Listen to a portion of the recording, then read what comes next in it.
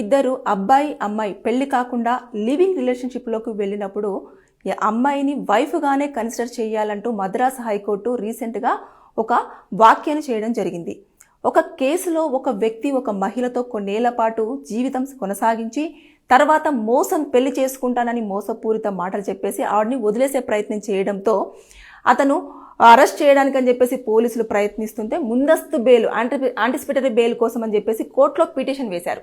దానిని నేపథ్యంలోనే ఒక వ్యాఖ్యను కూడా మద్రాసు హైకోర్టు జడ్జి చేయడం జరిగింది. అదేంటంటే లివింగ్ రిలేషన్షిప్ అనేది గాంధర్వ వివాహం కింద కన్సిడర్ చేయబడుతుంది.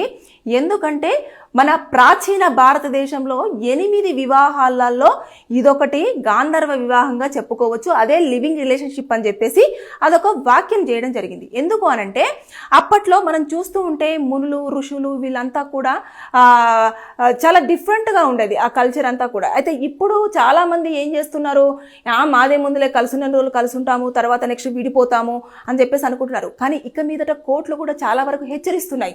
అయితే ఇది లివింగ్ రిలేషన్షిప్ని గాంధర్వ వివాహంగా పరిగణిస్తూనే మనము ఆలోచన చెయ్యాలి అని చెప్తూనే ఏదైతే కొత్త చట్టం ఏదైతే 2023 BNS ప్రకారంగా సెక్షన్ 68 కింద మహిళలకు కొన్ని చట్టాలు అదేవిధంగా హక్కులు ఉంటాయని చెప్పేసి వారి యొక్క రక్షణ ఉంటుందని చెప్పేసి కూడా ఇందులో వ్యాఖ్యానించడం జరిగింది. ఈ చట్టం అనేది దానికోసమే అప్లికేబుల్ అవుతుందని చెప్పేసి కూడా ఇందులో మెన్షన్ చేయడం జరిగింది.